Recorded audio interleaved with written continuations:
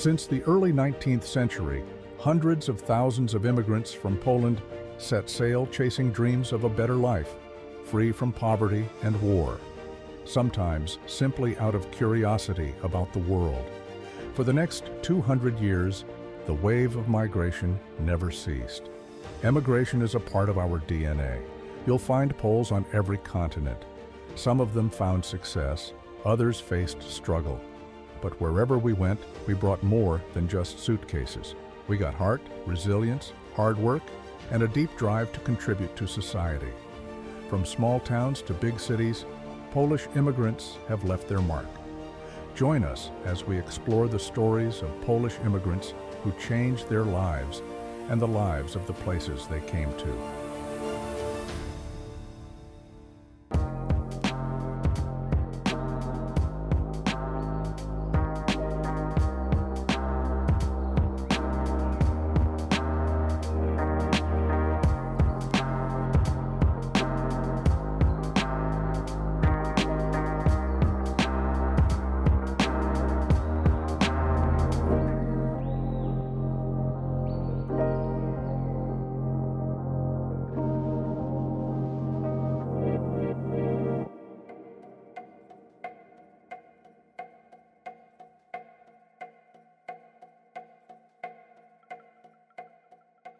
I was born in Silesia.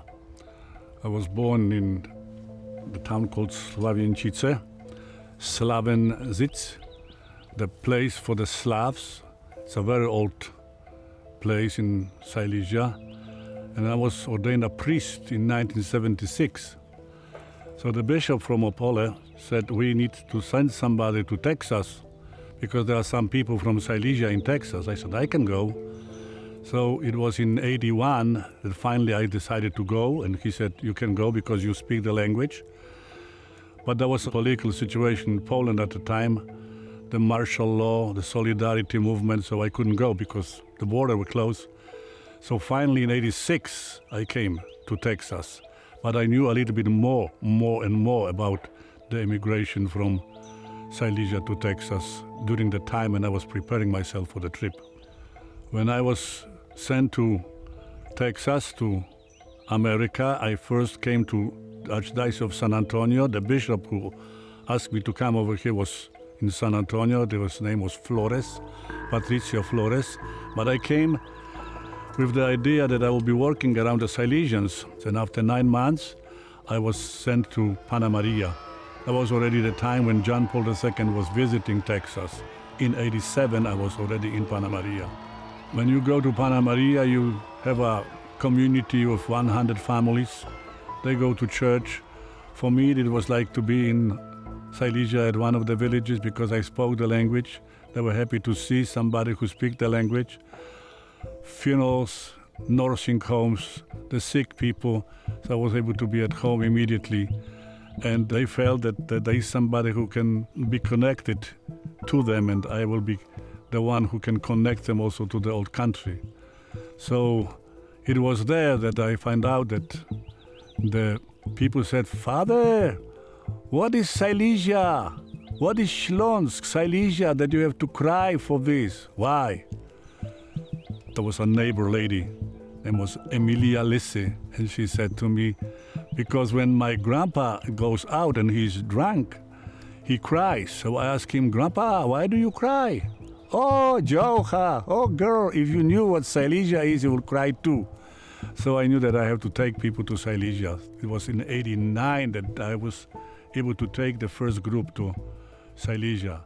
And then over the years, I took them to Warsaw and Berlin and Prague and Vienna and Rome and Israel, Jerusalem. So since 89, there was maybe 1,000, 1,200 people with me in Poland and in Silesia.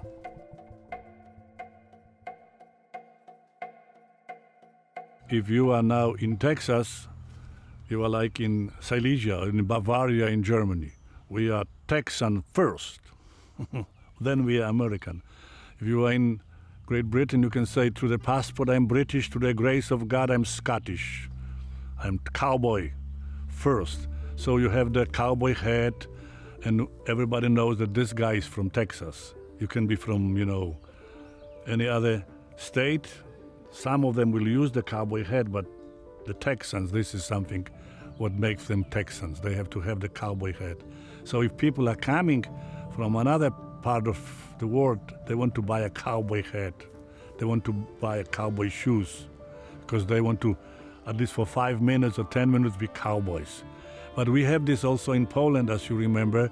We have the Bonanza story, we have the cowboys from the different movies and so and so. So Indian cowboys were always part of our search for the identity, so to speak. And cowboy identity is the real man identity, the Marlboro stuff, the cowboy stuff. This is why Texas is the way to be the real guy, to be the real man.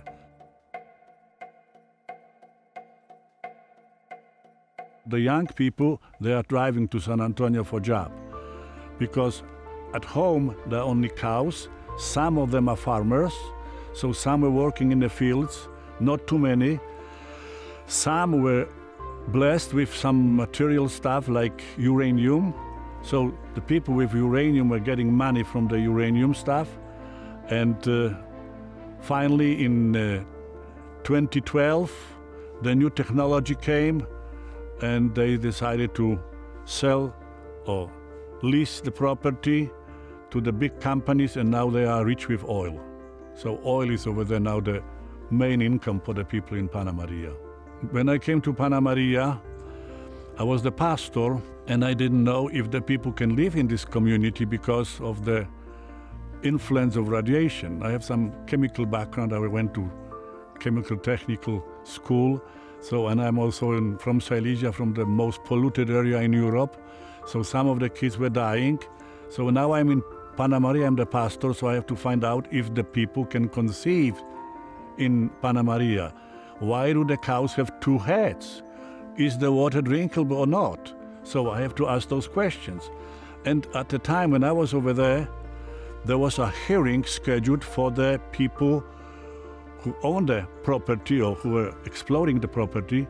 They were looking for a license. So I said to my people through a church bulletin, there will be a hearing and you have to go to the hearing. If you have any question, water, animals, health, cancer in the family, you have to ask those questions. So after the hearing, we were able to get some money, $300,000, not at the first moment, but later too.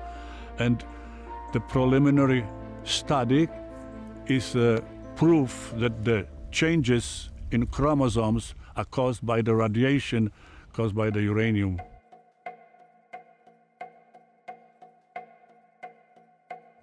I was in Panna Maria only 8 years. After Panna Maria, because you cannot be there forever, because this is only 100 families. So I was moved to San Antonio. I was in San Antonio, the bigger city. Today, 1.5 million people lived in San Antonio. When the first group from Silesia came, there was only 10,000 people. But today, 1.5 million. So I was in 2 parishes in San Antonio. I was over there for 18 years. And then I was moved to Floresville, between Panna Maria and San Antonio. I was over there for 6 years. I love the people, so I can be any place. I can be in Poland, I can be in China, I can be in Texas. I'm at home everywhere. In Panna Maria, you have the people who came over there in 19th century, and they are not selling the properties. It is still in the families. Over here, there was only 16 families in Bandera, the Polish families, the people from Silesia, and this grew and grew and grew, so we have multi-ethnic community over here in Bandera now.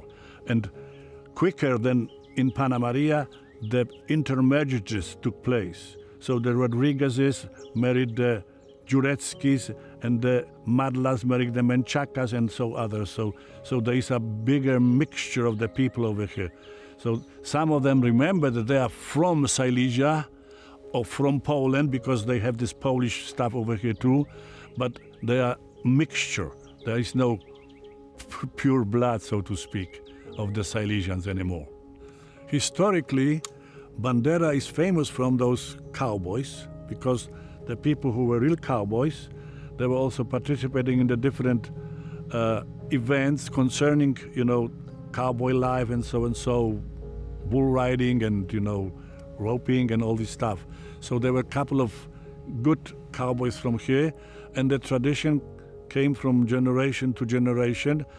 We have at least 11, 12 different churches and Christian communities.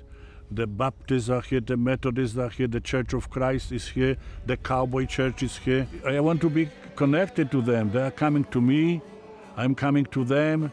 They have something like a egg hunt for Easter, so I send my kids over there.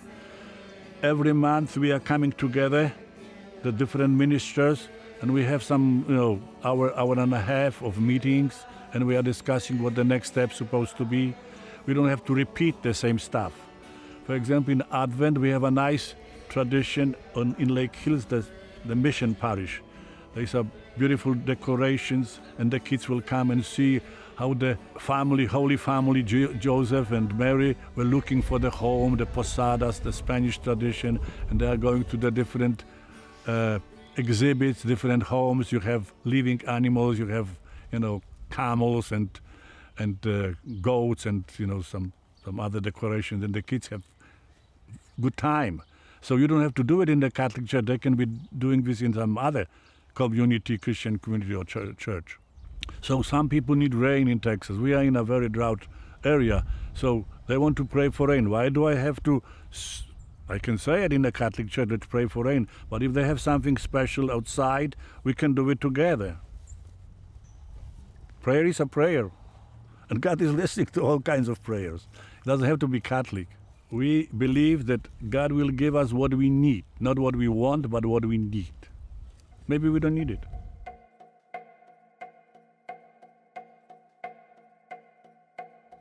Right now, this is this tendency in America to find out something about your roots.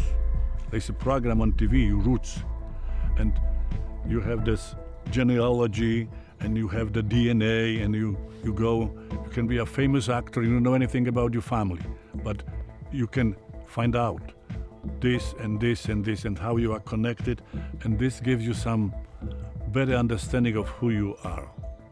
If you don't know the past, the expert will tell you you don't know anything about the future. So only when you know the past, you know something about the future. You know something about yourself. So that was the reason to help them. As a Catholic priest, I have to help them with the truth. If they don't know the truth, they cannot be in lies.